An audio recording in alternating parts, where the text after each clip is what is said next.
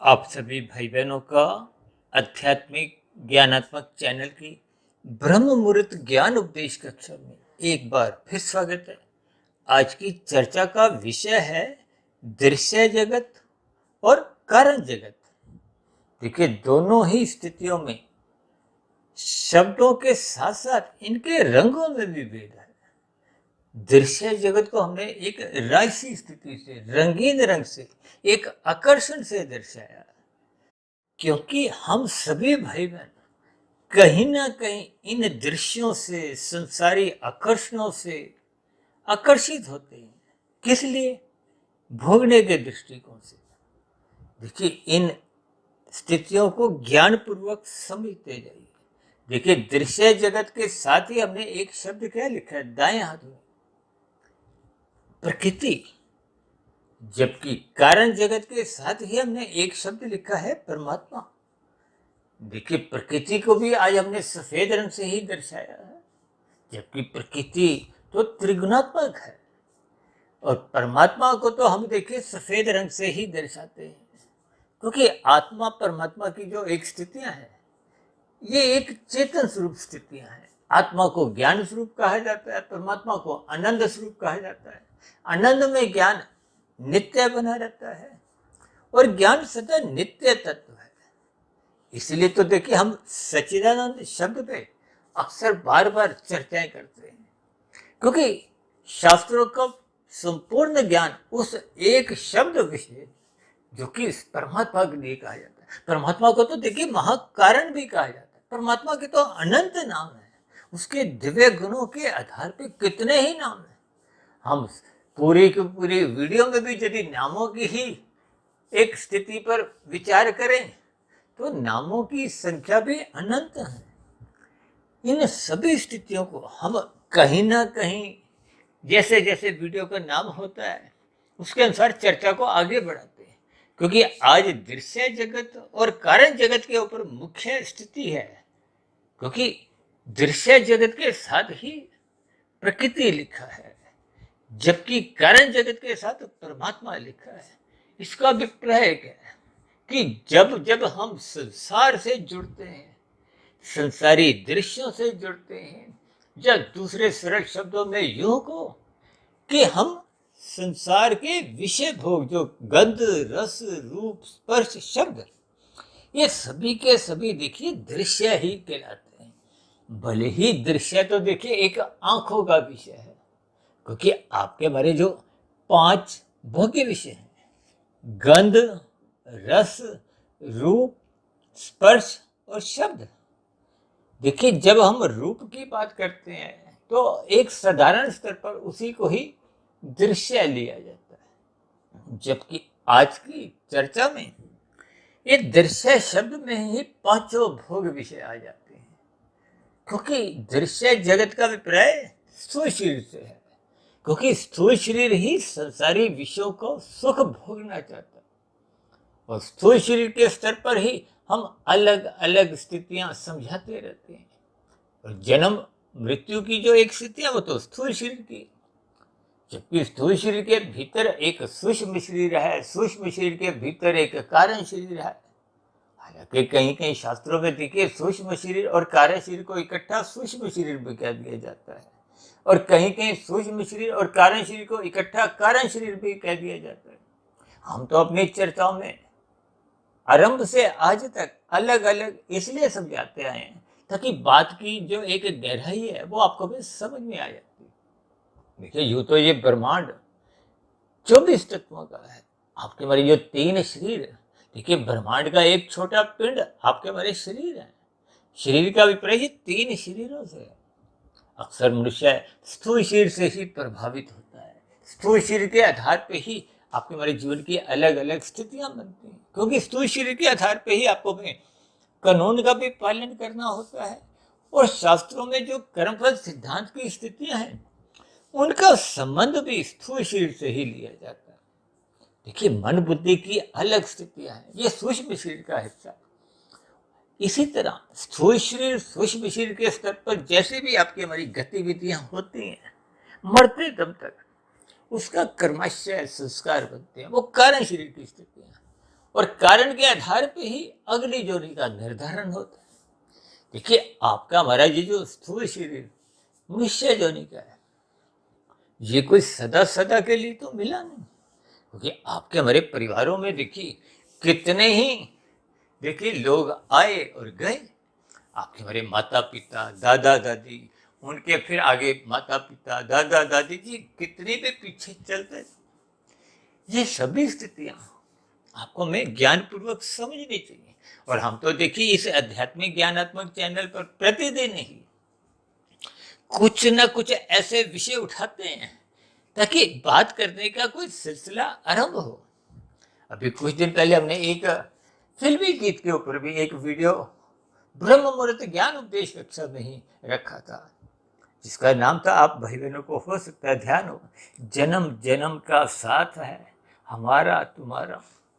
तो उस फिल्मी गीत के आधार पे ही हमने देखिए आत्मा और परमात्मा के संबंध के ऊपर एक बहुत ही सूक्ष्म चर्चा रखी, यानी कि आत्मा परमात्मा का संबंध नित्य है, भले ही आप भूल भी जाओ। देखिए, संसार में तो जब हम एक दूसरे को बातचीत नहीं करते, जब कहीं कहीं कुछ रिश्तों में दरार आ जाती है, बातचीत बंद हो गई, टेलीफोन पे भी बात नहीं होती, तो फिर ऐसी स्थितियों में वो संबंधों में कमजोरी आ जाती है। लेकिन आत्मा परमात्मा की स्थितियां तो कुछ अलग ही है। वो तो चेतन सत्ता है, आत्मा ज्ञान स्वरूप है और परमात्मा आनंद स्वरूप सत्ता है। जबकि आप हम सभी भाई बहन, कोई भी जीव दुख नहीं चाहता, और सुख भी हम कौन सा चाहते हैं। देखिए, ये जो हम दृश्यों से जुड़ते हैं, ये जो गंध रस रूप स्पर्श शब्द, ये जो 5 भोग विषय हैं दृश्य जगत के, इनको हम भोगना क्यों चाहते हैं? क्योंकि आपको हमें सुख मिलता है। वो अलग बात है कि देखिए सुख के बाद वो सुख घटता जाता है, घटते घटते कुछ ऐसी स्थितियां आ जाती हैं कि फिर वो दुख देती हैं। अक्सर हम कहते हैं ना कि पहले इंसान सुख को पकड़ता है, उसके लिए भाग दौड़ करता है, परिश्रम करता है, पुरुषार्थ करता है, और जहां तक भी चोरी डकैती करने से भी बाज नहीं आता, हेरा फेरी करने से, यानी कि छीनने से भी बाज नहीं आता। क्यों? क्योंकि उसकी दृश्य जगत में, भोगों में, ये जो 5 भोग विषय हैं, गंध रस रूप स्पर्श शब्द, देखिए इन 5 भोग्य विषयों के कारण ही मनुष्य कर्म करता है, और इन भोग विषयों के कारण ही मनुष्य पाप कर्म भी करता है। ये जितने भी घोटालेबाजी की स्थितियां, हेरा फेरी, लोग व्यापार में कितने ही झूठ छल कपट ठगी करते हैं। और आजकल तो देखिए कुछ राजनीतिक गलियारों में भी कुछ घोटालेबाजी की स्थितियां सुनने में पढ़ने में आई हैं, और कहीं कहीं कुछ सरकारी विभागों में भी कुछ रिश्वतखोरी के कुछ अलग अलग स्थितियां। कई बार आप देखते हो ना, इनकम टैक्स की रेड में करोड़ों अरबों रुपया मिलता है। देखिए, जो कानून के विरुद्ध कमाया गया धन होता है, कमाया गया तो नहीं आप कहोगे, उसको किसी भी तरह हम एकत्रित करते हैं, तो वो एक दंडनीय अपराध होता है। देखिए, परमात्मा के यहाँ जैसे निषेध स्थितियां हैं, ऐसे ही सरकार के द्वारा कानून बने हैं। जैसे हम कहते हैं ना, यातायात के नियमों का पालन करो। हरी बत्ती पे चलने से आपका हमारा चलान कभी नहीं कटता, लाल बत्ती पे भागने से, चलने से चलान क्यों कटता है? इसके पीछे का कारण क्या है कि आपके लाल बत्ती पे कूदने से, भागने से, जो अन्य वाहन चालकों की हरी बत्ती होती है, उसमें आप विघ्न उत्पन्न करते हो, रोड़ा उत्पन्न करते हो, और कहीं कहीं दुर्घटना का भी आप कारण बन जाते हो। कई बार चक्का जाम हो जाता है। तो इन स्थितियों का जो दोषी होता है, उसके फिर यातायात विभाग द्वारा जो परिस्थितियां होती हैं, चलान काट दिए जाते हैं, जैसा जैसा अपराध होता है। लेकिन ये सभी स्थितियों के पीछे का आपको हमें कारण समझना चाहिए कि सरकार आपका चलान काट के कोई खुश नहीं होती है। देखिए, वो अलग स्थितियां हैं कि इन सभी स्थितियों को मैं बहुत ही क्रमबद्ध तरीके से इसलिए समझा रहा हूँ ताकि हम सरकार के कानूनों के बाद फिर हम शास्त्रों की जो एक स्थितियां हैं, शास्त्रों में जो एक विहित और निषेध कर्मों की स्थितियां समझाई गई हैं, उसको समझने में थोड़ी आसानी हो। यहाँ के यातायात के नियमों का उल्लंघन करके कुछ मनुष्य दे लेके या कुछ किसी कारणवश बच भी जाते हैं, लेकिन परमात्मा के यहाँ ऐसी स्थितियां कभी बनती नहीं। इसलिए हम कहते हैं ना, पाप कर्म एक गैर जमानती वारंट है, उनका आपको हमें फल दुख रूपी परिणाम भुगतना पड़ता है। और जितने अंश में हम यहाँ के भौतिक स्थितियों में दुख भोग लेते हैं, जो बचा हुआ अंश है, अब देखिए किसी ने 10 हत्याएं की हैं, तो यहाँ तो एक ही बार फांसी देकर स्थितियां समाप्त हो जाती हैं। अब दोबारा तो उसको कोई सजा मिल नहीं सकती, क्योंकि स्थूल शरीर की मृत्यु होगी। लेकिन परमात्मा की व्यवस्था में, प्रकृति की व्यवस्था में, क्योंकि उसने 10 हत्याएं की हैं, तो शेष 9 का भी आपको में एक दंड भुगतना होता है। इन सभी स्थितियों को कर्मफल सिद्धांत के अंतर्गत आपको हमें समझना चाहिए। देखिए, परमात्मा किसी का पक्षपात नहीं लेते। परमात्मा का दिव्य गुण क्या है? परमात्मा न्याय करेंगे। अब न्याय तो तभी होगा कि जब वो 10 हत्या करने वाले को 10 बार मृत्यु दंड मिले। देखिए, ये बहुत ही सूक्ष्म स्थितियां हैं। इन सभी स्थितियों को मैं बार बार कहता रहता हूँ कि शब्दों को अर्थ रूप में, फिर भावार्थ रूप में समझो। और कभी कभी तो मनुष्य देखिए शब्दों को पकड़ लेता है, अर्थ उसके समझना नहीं चाहता, या वहां तक वो अपनी बुद्धि को लगाता नहीं, तो फिर अर्थ उसको समझ नहीं आते, फिर वो शब्दों के एक जंजाल में ही उलझ जाता है, अंधविश्वास में भी अटक जाता है। और जब हम अर्थ नहीं समझते तो फिर भावार्थ तो दूर की बात है, वो तो मनुष्य को समझ ही नहीं आते। देखिए, गीता ज्ञान के ऊपर कितने ही जग होते हैं, और आजकल तो भगवत पुराण के ऊपर भी देखिए साप्ताहिक जगहों के रूप में कितने ही आप देखते हो सत्संग की स्थितियां। हजारों लाखों करोड़ों लोग जुड़ जाते हैं, क्योंकि सीधा प्रसारण भी टीवी के माध्यम से आता है। लेकिन लोगों के व्यवहार में अक्सर आप देखोगे ना कि यातायात की स्थितियों में आप दिन भर देखो कि कैसी कैसी स्थितियां होती हैं। ये सभी स्थितियां आपके हमारे जीवन का एक अंग है। इन सूक्ष्म स्थितियों पर मनुष्य विचार नहीं करता। विचार क्यों नहीं करता? क्योंकि मनुष्य दृश्य जगत से ही जुड़ा रहता है, भोगों से ही जुड़ा रहता है। अब कोई मनुष्य लाल बत्ती पार करके क्या लाभ कमाता है? 5 मिनट 10 मिनट का, जबकि उसके परिणाम रूप में उसका कितना पाप कर्मों का कर्मशय बढ़ जाता है, इसका उसको बोध नहीं है। बोध क्यों नहीं है? क्योंकि वो सत्संग नहीं करता, ज्ञान में स्थिति में अपने आप को स्थित नहीं करता, और ज्ञान के अभाव में अज्ञानता बनी रहती। क्योंकि जब प्रकाश नहीं है तो अंधकार तो सहज ही अस्तित्व में आ जाता है। और अंधकार में जैसे तन ठोकरे खाता है, और ठोकरे खाने में कोई अच्छा नहीं होता, दुख होता है। लेकिन जब शाम को हम लाइट ना जलाए, प्रकाश ना करें, तो अंधकार में आपका मेरा तन ठोकरे खाता है। ठीक इसी तरह यदि बुद्धि में प्रकाश नहीं है, आपकी बुद्धि सत्संग नहीं करती, तो फिर उसमें सात्विक बुद्धि रह नहीं पाती, राशि बन जाती है। अब राशि बुद्धि का मन के ऊपर कभी कोई नियंत्रण संभव ही नहीं है। देखिए, मन तो पहले ही राशि है, विषय भोगों में उसकी रुचि है। यही ज्ञान उपदेश भगवान श्री कृष्ण जी ने गीता में अर्जुन के रथ के 5 घोड़ों की स्थितियों को, उनकी लगाम को मन से और उस लगाम को अपने हाथ में रखते हुए ये ज्ञान उपदेश दिया। देखिए, गीता में यही एक मुख्य स्थिति है। मनुष्य इसको समझता नहीं है। मात्र घोड़ों की स्थितियों को समझने से या उन बातों को दोहराने से बात समझ नहीं आती।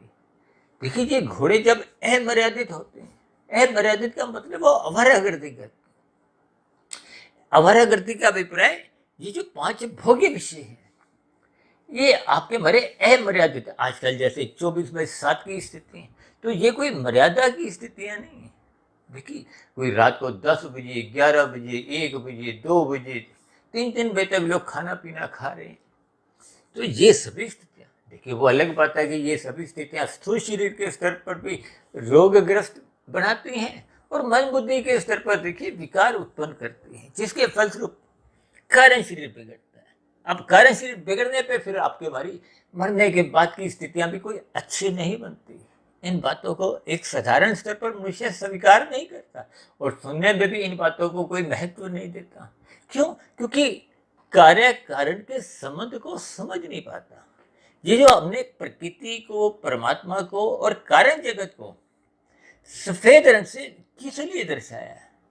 ताकि इस सच्चाई को, देखिए ये नित्य तत्व है, इसीलिए इनको सफेद रंग से दर्शाया। या प्रकृति का अभिप्राय देखिए, जो दृश्य जगत में प्रकृति आती है उस प्रकृति से नहीं है। ये प्रकृति का अभिप्राय प्रकृति के 3 गुण, तमोगुण, रजोगुण और सतोगुण, जो नित्य तत्व है। देखिए शास्त्रों में प्रकृति का अभिप्राय कहा गया है कि जब तमोगुण, रजोगुण और सतोगुण इन तीनों की सम अवस्था होती है, उस स्थिति विशेष को प्रकृति कहा जाता है। और जब देखिए, जब सृष्टि आरंभ होती है तो पहले सतोगुण में वृद्धि की जाती है। सतोगुण में वृद्धि का मतलब शास्त्रों में महत्त्व कहा गया है। साधारण शब्दों में आप बुद्धि कह सकते हो, ज्ञान कह सकते हो। देखिए इन सभी स्थितियों को बहुत ही क्रमबद्ध तरीके से आप समझते जाइए, अन्यथा ज्ञान की कड़ियां जब सही सही जुड़ नहीं पाती तो फिर वो विभिन्न प्रकार के प्रश्न आपके मन बुद्धि के स्तर पर उठते रहते हैं। तो फिर आध्यात्मिक उन्नति के जो एक स्थितियां हैं, यात्रा है, वो आगे बढ़ नहीं पाती और मनुष्य फिर संसारी विषय भोगों में या दृश्य जगत में, देखिए दृश्य जगत को हमने रंगीन रंग से इसलिए दर्शाया है, ये जो ब्रह्मांड 24 तत्वों का है, इसमें 23 तत्व अनित्य है। अनित्य का अभिप्राय ये अस्थायी है, भले ही करोड़ों वर्षों तक ये दृश्य जगत बना रहता है। देखिए शास्त्रों में तो कहा गया, ये दृश्य जगत जिसमें देखिए वर्तमान समय कलयुग चल रहा है, ये कलयुग की आयु शास्त्रों में 4,32,000 वर्ष कही गई है। इससे दुगनी द्वापर की, इससे तिगनी त्रेता की और इससे 4 गुनी सतयुग की। ये सभी युग जब एक चक्कर काट लेते हैं, इनका कर्म पूरा हो जाता है, उसको चतुर्युग शास्त्रों में कहा गया। ऐसे 71 बार चतुर्युग जब बीतते हैं तो एक मनवंतर कहा गया, और ऐसे 14 मनवंतर जब बीतते हैं तो सृष्टि का कार्यकाल पूर्ण हो प्रलय की स्थितियां आती हैं। देखिए जब सृष्टि का आरंभ होता है तो सत्वगुण की वृद्धि की जाती है, फिर रजोगुण की स्थितियां लाई जाती है और फिर तमोगुण की स्थितियां लाई जाती हैं।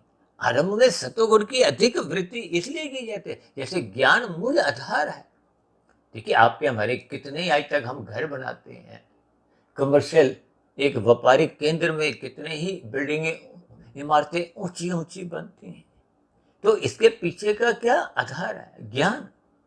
तो देखिए आजकल अंतरिक्ष में कितने ही ये वायुयान छोड़े जाते हैं, इनके पीछे का क्या आधार है? ज्ञान। यानी कि ज्ञान का मतलब सतोगुण।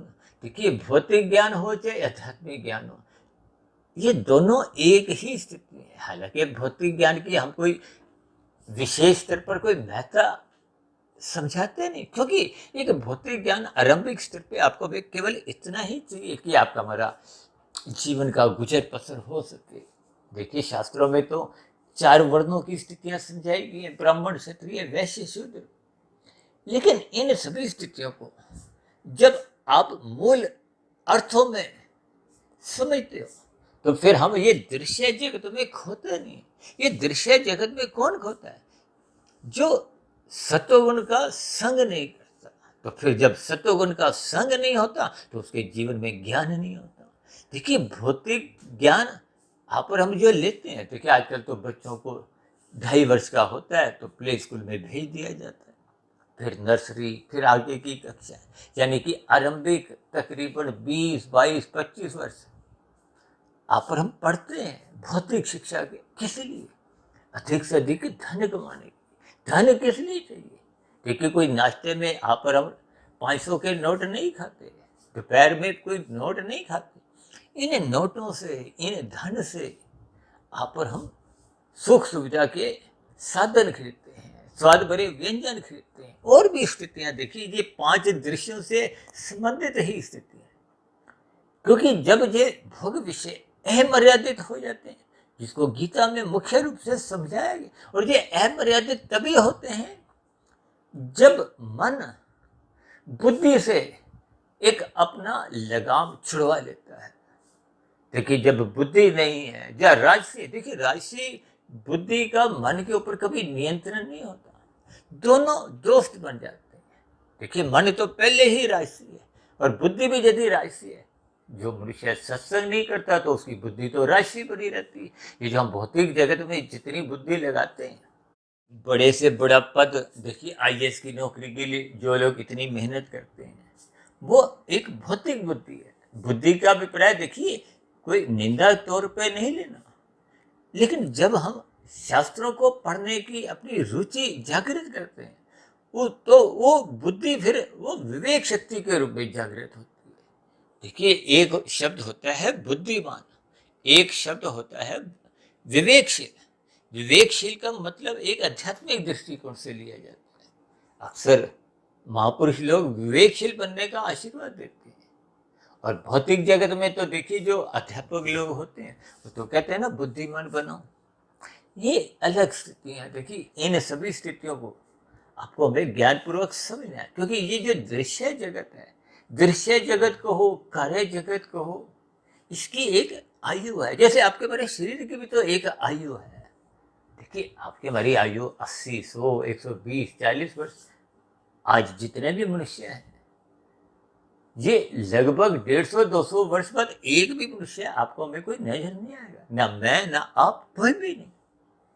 लेकिन इन स्थितियों को आप और हम ज्ञानपूर्वक जब समझते नहीं है, देखिए दृश्य जगत का अभिप्राय स्थूल शरीर से है, और जब हम स्थूल शरीर के स्तर पर ही जीते हैं, स्थूल शरीर के स्तर पर ही संसार को भोगते हैं, तो आपका हमारा कर्मशय भी देखिए स्थूल शरीर के स्तर पर ही आपके हमारे ये जो यातायात के नियमों का पालन करना अनिवार्य होता है। पान के स्तर पर तो आप लाल बत्ती पे जितनी बार भी छलांगे लगा जो आपका चलान नहीं करता, स्थूल शरीर के स्तर पर भागने से चलान करता है। ठीक इसी तरह मन बुद्धि के स्तर पर हम जैसे जैसे कुसंग भी करते हैं, देखिए स्थूल शरीर के स्तर पर ये जो बलात्कार की स्थितियां हैं, ये स्थूल शरीर के स्तर पर है। हत्या की स्थितियां हैं, ये स्थूल शरीर के स्तर पर है। ये स्थितियां घटने पे फिर आपको आरोपी बनाते हुए न्यायालय में पुलिस द्वारा पकड़ के पेश किया जाता है। जबकि मन बुद्धि के स्तर पर किनकी क्या क्या स्थितियां हैं, उसकी पकड़ पुलिस की नहीं है, ना कि पुलिस द्वारा कुछ उस पर एक कोई आरोप बढ़ाया जाता है। देखिए इन सभी स्थितियों को आपको हमें ज्ञानपूर्वक समझना, इसलिए तो हम बार बार कहते हैं मन बुद्धि की स्थितियों को समझो। देखिए मन जब राशि होता है, सत्संग नहीं करता तो राशि बन जाता है। फिर मन बुद्धि इकट्ठे संसार के दृश्यों में, भोगों में रुचि रखते हैं, तो फिर ये बुद्धि अधिक से अधिक धन कमाती है। देखिए अधिक धन कमाने से प्रकृति भी आपको में कोई दंड नहीं देती, जैसे सरकार भी कोई दंड नहीं देती। दंड तो तभी देती जब आप उस पर आयकर नहीं देते, जब आपके धन कमाने से किसी अन्य मनुष्य को कुछ दुख होता हो। अब कोई देखिए मिलावट करता है और धन कमा रहा है, तो फिर मिलावट के कारण दूसरों का स्वास्थ्य बिगड़ता है, तो इसलिए उसको दोषी करार करते हुए उसको सजा दी जाती है। ठीक इसी तरह जब हम शास्त्रों के अनुसार विहित कर्म करते हैं, विहित कर्म का अभिप्राय क्या है? विधि विधान, विधि का मतलब कानून है, विधान का मतलब एक व्यवस्था है। उसके अनुसार जो शास्त्र आपको में अनुमति देते हैं, ये आप करो। आप संसारिक विषय भोगों को दिन रात भोगो, 24/7 चाहे भोगो, तो कानून भी आपको पकड़ता नहीं है, प्रकृति भी आपको हमें कोई दंडित नहीं करती। भले ही आपका हमारा स्थूल शरीर अमर्यादित भोगों के कारण रोगग्रस्त हो जाए, आपके बारे मन बुद्धि के संस्कार बिगड़ जाए, विकार उत्पन्न हो जाए, लेकिन आपका कोई पाप कर्मों का कर्मशय नहीं बनता। पाप कर्मों का कर्मशय तब बनता है जब आपकी किसी भी क्रिया द्वारा, किसी भी कर्म द्वारा दूसरे जीवों को दुख पहुंचता है। देखिए ये जो मांसाहार भोजन का सेवन है, अब शास्त्र आपको में मना करते हैं, कानून किन्हीं स्थितियों में मना नहीं करता। कोई अंडा खा रहा है, मांस खा रहा है, कोई पुलिस आपको पकड़ के नहीं ले जाती, न्यायालय में प्रस्तुत नहीं करती, कोई दंड नहीं दिया जाता। लेकिन शास्त्र, देखिए अभी हमने कुछ दिन पहले एक वीडियो प्रसारित किया था जिसमें कानून और शास्त्र से संबंधित हमने सुप्रीम पावर से संबंधित एक वीडियो बनाया था। उस वीडियो में हमने यही बात समझाई थी कि देखिए आपका हमारे जो कर्माशय संस्कारों की स्थितियाँ हैं, यानी कि मरने के बाद की जो अगले योनि की स्थितियाँ हैं, वो शास्त्रों के अनुसार निर्धारित होती हैं। यानी कि जो मनुष्य मांसाहार भोजन का सेवन करता है वो तो शास्त्र मना करते हैं। तो फिर ऐसी स्थितियों में आपका हमारा पाप कर्मों का कर्माशय कितना भयानक बढ़ चुका होता है, मनुष्य को इसका बोध नहीं होता। देखिए वनस्पति आपके हमारे भोजन का एक छूट दी गई है, आप खा सकते हो, एक विहित कर्म है, भोजन है आपका। क्योंकि उनकी चेतनता 99.999999% सोए हुए, उनको कष्ट नहीं होता, भले ही वो भी जोनिया 20 लाख तरह की वनस्पति जोनिया आपके हमारे घरों में सब्जियां, फल, ये मिर्च मसालों का जो सूखा रूप है, ये दाल चावल, ये विभिन्न स्थितियां, ये सब वनस्पति की देन है। इसका आपको में कोई दंड नहीं होता। लेकिन मांसाहार भोजन में पक्षियों की हत्या, पशुओं की हत्या, ये सभी अपराध श्रेणी में आते हैं, जघन्य अपराध में आते हैं। तो फिर खाने वाले का सबसे अधिक पाप कर्मों का कर्मशय बनता है, मारने वाले का भी बनता है, बनाने वाले का भी, वितरण करने वाले का भी। देखिए ये सभी स्थितियां कर्मफल सिद्धांत के अंतर्गत आपको मेरे सूक्ष्म स्तर पर समझनी होती है। अब सूक्ष्म स्तर का मतलब क्या है कि जब हम सत्वगुण में स्थित होते हैं, अपनी बुद्धि में विवेक शक्ति जगा लेते हैं, क्योंकि गीता में तो यहाँ तक भी कहा है कि अच्छे अच्छे बुद्धिमान मनुष्य भी, बुद्धिमान मनुष्य का मतलब क्या है, सात्विक मनुष्य, अच्छे अच्छे बुद्धिमान मनुष्यों की भी बुद्धि चकरा जाती है जब वो कर्मफल सिद्धांत की बारीकियों पर चिंतन करते हैं। और हम तो देखिए इस कर्मफल सिद्धांत से संबंधित मैं समझता हूँ आज तक हमने 250-300 वीडियो तो बना ही चुके हैं। और हमने तो जब लगभग 5.25 वर्ष पहले इस आध्यात्मिक ज्ञानात्मक चैनल सुधीर भाटिया फकीर का शुभारंभ किया था, उस आरंभिक की जो 6 कक्षाएं थी, 001, 002 ऐसे करके, आजकल तो देखिए 2460-62 के आसपास चल रही है। ये ज्ञान कक्षाएं आरंभिक स्तर पे हमने कर्मों के रहस्य पे ही की थी। हमारा आरंभ ही देखिए कर्मों की स्थिति, क्योंकि कर्मों की बारीकियां एक साधारण मनुष्य समझ नहीं पाता, और कर्मों के आधार पे ही आपको में पुनः अगली योनि का निर्धारण होता है। देखिए जैसे जैसे हम स्थूल शरीर के स्तर पर कर्म करते हैं, और कर्म सारे के सारे होते हैं ये दृश्य जगत से संबंधित, इन दृश्यों से कहो, भोगों से कहो, क्योंकि स्थूल शरीर के स्तर पर ये जो नाक, जिभ्या, आंख, त्वचा, कान है, ये 5 भोग विषयों का सुख भोगना चाहती है। नाक गंध का, जिभ्या रस का, आंख रूप का। अब रूप से, प्रत्यक्ष रूप से तो ये दृश्य स्थितियां आती हैं, लेकिन आज के दृश्य जगत में ये सभी भोग आ जाते हैं। और इसी तरह त्वचा स्पर्श का, कान शब्द का, और ये जो 5 आपके हमारी कर्मेंद्रिय हैं जिनसे हम कर्म करते हैं, भोग करते हैं, और कर्म हम इसलिए करते हैं कि आपको हमें अधिक से अधिक भोग मिले। ये हाथ पैर वाणी लिंग गुदा, यानी कि ये स्थूल शरीर के स्तर पर जो आपके हमारे गीता में 5 घोड़े दर्शाए गए, उनको आप 5 भोग्य विषय समझो। आपका हमारे स्थूल शरीर पृथ्वी जल अग्नि वायु आकाश का 5 तत्वों का बना, वो भी समझ लो। चाहे भोग विषय समझो, चाहे 5 ज्ञानेन्द्रियां, नाक जिभ्या आंख त्वचा कान समझो, चाहे हाथ पैर वाणी लिंग गुदा समझो। देखिए कुछ बातें संकेत रूप में समझाई जाती हैं ताकि आपका बड़ा ज्ञान का दीपक जले। मन एक महा इंद्रिय है, मन इन सभी स्थूल शरीर की स्थितियों का एक संचालक है। और मन क्योंकि इतनी समझ नहीं रखता, देखिए मन महाइंद्रिय भले ही है, लेकिन उसमें बुद्धि की स्थिति यानी कि वो ज्ञान उतना नहीं है। तो इसलिए मन के ऊपर कौन है, बुद्धि, बुद्धि उसका बॉस है, बॉस को अधिक समझ है। देखिए बुद्धि को स्वाभाविक रूप से तो सात्विक कहा गया, यूं तो वैसे मन को भी सात्विक कहा गया, लेकिन बुद्धि मन की तुलना में अधिक पढ़ी लिखी है। मन उतना पढ़ा लिखा है नहीं, इसलिए वो भूखों में असत हो जाता है। देखिए ये जो नए नए फैशन की स्थितियां आती हैं, आजकल तो लोग फटे हुए कपड़े खरीद कर लाते हैं, और पहले लोगों के कपड़े फट जाते थे तो उनको पहनना छोड़ देते थे। देखिए ये सभी स्थितियां, मन नए स्थितियों में टिकता है। ये नए नए फैशन इसीलिए आते हैं कि मन उसमें स्थित हो। मन बार बार नए नए तरीके के भोग जाता है, इसलिए तो वो 5 भोग विषयों में उलझा रहता है। एक भोग होगा, फिर दूसरा, फिर तीसरा, फिर चौथा, पांचवा। कुछ ऐसी ही स्थितियां आप ब्याह शादियों में देखते हो, हमारी आपकी कुछ ऐसी ही स्थितियां होती हैं। एक स्टाइल पे खाते खाते अब दूसरे स्टाइल पर नजर रखते हैं, वहां खाते खाते फिर तीसरे चौथे। बस इसी खाने पीने में या जैसे ब्याह शादी में समय बीत जाता है, ऐसी तरह आपके हमारे जीवन का भी समय कुछ ऐसी ही स्थितियों में, उलझनों में, यानी कि इस दृश्य जगत की उतार चढ़ाव में ही बीत जाता है। और आप और हम, ये जो कारण जगत है, परमात्मा है।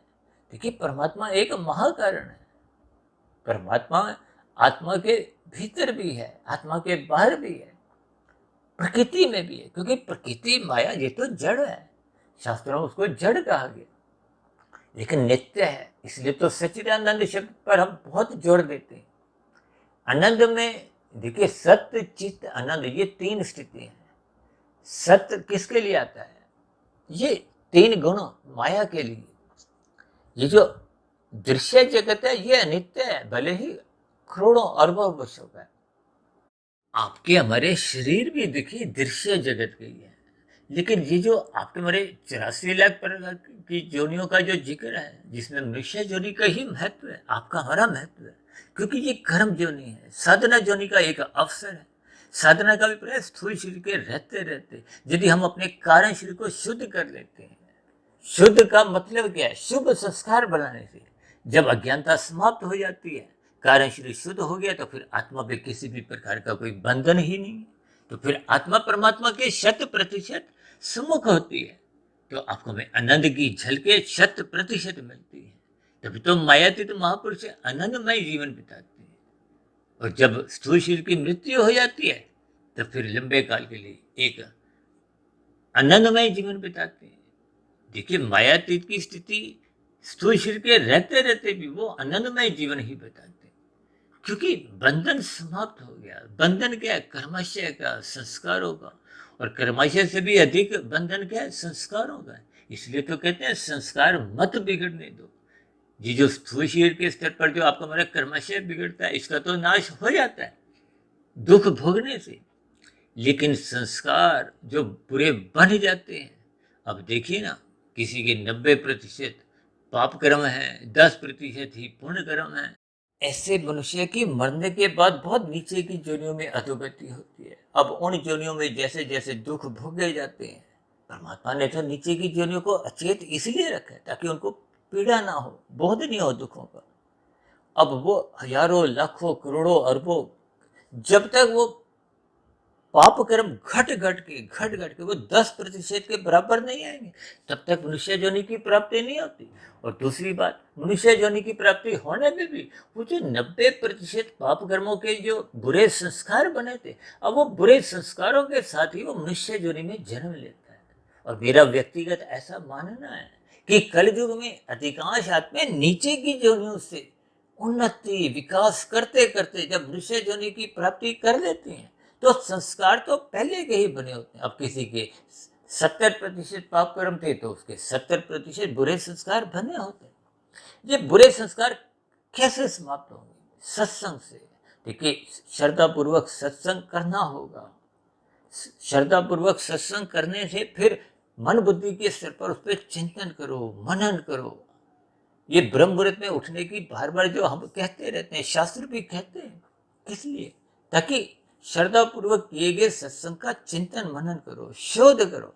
देखिए, जब हम शोध करते हैं तो फिर कारण तक हम पहुंचते हैं। जैसे भौतिक जगत में भी देखिए, जब एक वैज्ञानिक शोध करते हैं तभी तो वो फिर आविष्कार कर पाते हैं। इसी तरह मनुष्य जोनि पाकर जब हम सत्संग की बातों को चिंतन मनन करते हैं, फिर शोध करते करते करते करते ये कारण तक हम पहुंच जाते हैं, परमात्मा तक पहुंच जाते हैं। तो फिर आपके मेरे कारण शरीर में शुभ संस्कार सहज ही उस प्रक्रिया में बनने लगते हैं। ये कर्म योग, ज्ञान योग, भक्ति योग की स्थिति है। देखिए, योग की स्थितियां तो तभी आरंभ होती है जब हम परोपकार के कार्य भी निष्काम भाव से करते हैं। देखिए, जो तो छीनने से रजोगुण में कार्य करना अच्छा है। राशि मनुष्य देखिए विधि पूर्वक कर्म करता है, छीनता नहीं। और सात्विक मनुष्य विधि पूर्वक कर्म करता है, पहले दूसरों को खिलाता है, फिर स्वयं खाता है।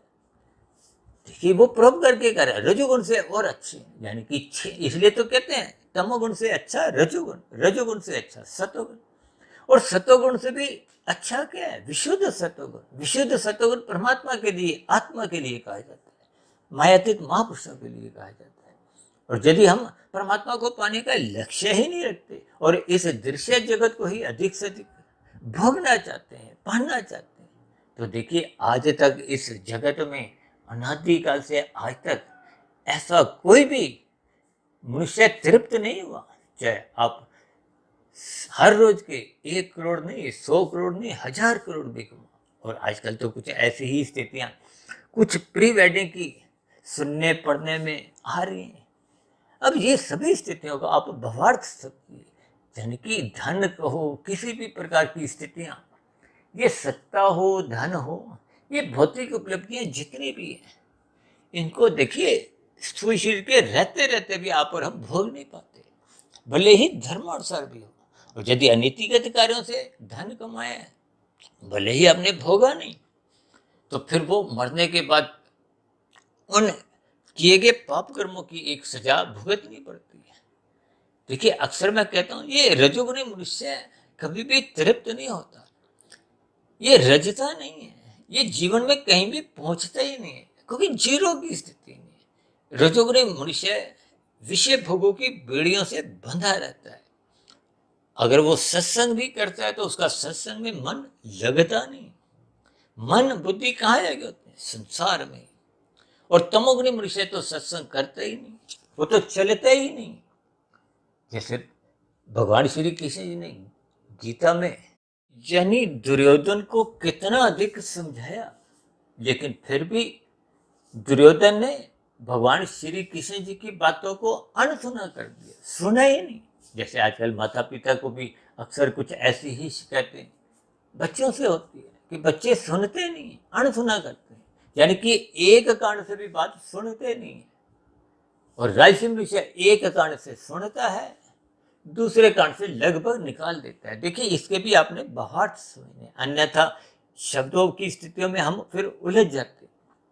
इसलिए हम सभी भाई बहनों को देखिए ज्ञान पूर्वक इन सभी स्थितियों पर, यानी कि दृश्य जगत और कारण जगत, इन दोनों स्थितियों के अंतर को समझना होगा। यानी कि मनुष्य जोनि पाकर आपको हमें परमात्मा को समझना चाहिए। भले ही परमात्मा को समझ कर अंत में यही समझ आती है कि हम परमात्मा को समझ नहीं सकते, लेकिन हम परमात्मा को पा लेते हैं। ये पाने की स्थितियां तभी बनती हैं जब आप दृश्य जगत से ज्ञान पूर्वक वैराग्य लेते हैं। और यदि दृश्य जगत में ही जुड़े रहने की मन बुद्धि के स्तर पर इच्छा बनी रहती है, तो फिर ये रजोगुण ही देर से देर कभी ना कभी मनुष्य को तमोगुण में गिराने की एक कोशिश करता है। देखिए जब जब रजोगुण बिगड़ता है, और रजोगुण बिगड़ता उन सभी मनुष्यों का है जिनका रजोगुण सतोगुण की लगाम छुड़वा लेता है। इसलिए तो जी जो 4 पुरुषार्थ ने धर्म अर्थ काम मोक्ष, ये धर्म को प्रथम स्थान पे रखना चाहिए। अब धर्म यदि प्रथम स्थान पे ही नहीं है, अब देखिए ना जो लाल बत्ती पे रुकते नहीं है तो उनका धर्म प्रथम स्थान पे नहीं होता, वो अपने अर्थ और काम को महत्व देते हैं। अब भले ही 5-10 मिनट वो जल्दी पहुंचकर भी कोई विशेष महारत वो हासिल नहीं करते, बस गपशप में ही समय बीतता है। तो ये गपशप की स्थितियां, मौज मस्ती की स्थितियां, खेल तमाशों की स्थितियां, भोगों की स्थितियां, ये सब राजसी तामसी स्थितियां ही हैं। यानी कि रजोगुण जब जब बिगड़ता है तो वो देर से देर मनुष्य को तमोगुण में गिराता है। हालांकि आज हमने देखी तमोगुण की स्थिति कहीं भी आज के वीडियो के नाम में जिक्र नहीं किया, लेकिन वो तमोगुण देर से देर मनुष्य को अपने आघोष में ले लेता है। क्योंकि दृश्य जगत में जब आपके मेरे भोग विषय गहरे तल पे होते हैं तो वो प्रमाद उत्पन्न करते हैं। प्रमाद धीरे धीरे फिर सतोगुण की लगाम छोड़ने लगता है, या यूं को कि उसकी फिर सत्संग के प्रति रुचि रह नहीं पाती, फिर ये सात्विक वीडियो सुनने की भी कोई इच्छा नहीं रहती। तो फिर ऐसी स्थितियों में वो प्रमाद की स्थितियां धीरे धीरे और बिगड़ने लगती हैं, और फिर मनुष्य मादक पदार्थों का या कुछ ऐसी ही निंदक स्थितियों का संग कर बैठता है। देखिए भागवत पुराण में तो स्पष्ट शब्दों में ही 5 निंदनीय स्थानों का जिक्र आता है। धूत पीड़ा, मदपान, स्त्री संग, हिंसा और अनीतिगत कार्यों से कमाया गया धन, ये सभी स्थितियां तामसी हैं। अक्सर जब धन बढ़ता है तो मनुष्य इन स्थितियों में किसी एक का भी संग करता है तो मनुष्य कब कितने पाप कर्म करने लगता है मनुष्य को पता नहीं चलता। आज देखिए ये लिव इन रिलेशनशिप जैसी स्थितियां, नाच गाने की स्थितियां या लोगों का पहनावा, अंग प्रदर्शन की स्थितियां, ये देखिए सब लगभग एक दूसरे से संबंध रखती हैं, जिसके फलस्वरूप कब मनुष्य का तमोगुण सहज ही प्रवेश कर जाता है मनुष्य को पता नहीं चलता। इन सभी स्थितियों पर आपको भी गौर करना होगा, चिंतन करना होगा। इसलिए हम सभी भाई बहनों को इन सभी दृश्य जगत और कारण जगत की स्थितियों को समझना होगा। यानी कि दृश्य जगत से ज्ञान पूर्वक वैराग्य मनुष्य का तभी होने लगता है जब वो कारण जगत से जुड़ने की उसकी एक जिज्ञासा उत्पन्न होती है। तो फिर ऐसे मनुष्यों का ब्रह्म मुहूर्त में उठना एक सहज स्थिति बन जाता है। इसलिए तो हम बार बार कहते हैं रात को मरणात्मक स्थितियों से बचो, ब्रह्म मुहूर्त में उठो, क्योंकि ब्रह्म मुहूर्त सतोगुण की एक शुद्धतम स्थिति है। उस स्थिति विशेष का हम जितना लाभ उठा सकते हैं उठाना चाहिए। वो सात्विक स्थिति आपके हमारे व्यवहार में, आपके हमारी दिनचर्या में अनुशासन लाती है। तो फिर दिन में जब ये राशि स्थितियाँ, दृश्य जगत की स्थितियाँ, 5 विषय भोगों की स्थितियाँ आपके इर्द गिर्द घूमती हैं तो मनुष्य उनमें फिसलता नहीं है। जब फिसलता नहीं है तो फिर वो तमोगुण में भी गिरता नहीं है। इन सभी स्थितियों को मैंने परमात्मा की प्रेरणा से, गुरुओं के आशीर्वाद से समझाने का प्रयास किया। हो सकता है मेरे समझाने में भी कुछ कमियां रह सकती हैं, क्योंकि मैं भी आप भाई बहनों के समान देखिए मायावाद की ही स्थिति में हूँ। इन सभी स्थितियों पर आप भी चिंतन करें और जहाँ तक संभव हो मनुष्य जीवन में हम कारण जगत को समझने के लिए परमात्मा से जुड़ते जाएं। जैसे जैसे आप कारण जगत की ओर अपना यात्रा कहो, जिज्ञासा कहो, देखिए कितने मनुष्य ऐसे हैं जो स्थूल शरीर के भी आगे सूक्ष्म शरीर, कारण शरीर का जिन्होंने नाम ही नहीं सुना। तो फिर ऐसी स्थितियों में कारण शरीर कैसा कैसा कार्य करता है। देखिए मरने के बाद कारण शरीर के अनुसार ही आपकी हमारी गति होती है।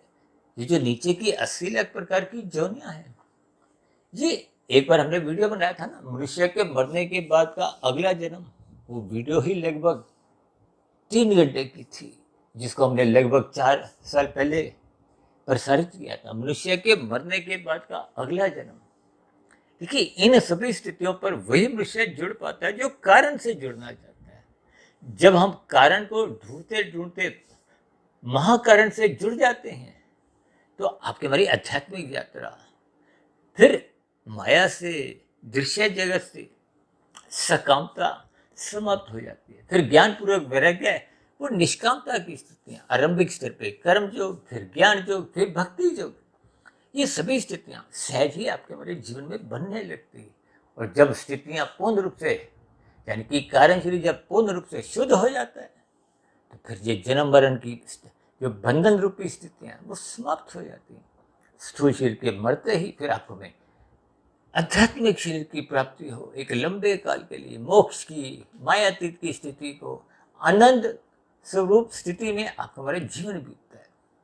तो इन सभी स्थितियों को ज्ञानपूर्वक आपको में समझना चाहिए। तो ऐसी सभी आनंद स्वरूप जैसी स्थितियां आपके हमारे जीवन में भी बने, यानी कि हम सभी भाई बहन साधना करते करते परमात्मा को पा जाएं। इन्हीं शुभकामनाओं के साथ चर्चा विशेष का भी यही विश्राम देते हैं। शाम को फिर मिलते हैं संध्या बेला ज्ञान कक्षा में। तब तक आप अपने आध्यात्मिक मित्र सुधीर भाटिया फकीर को इजाजत दें।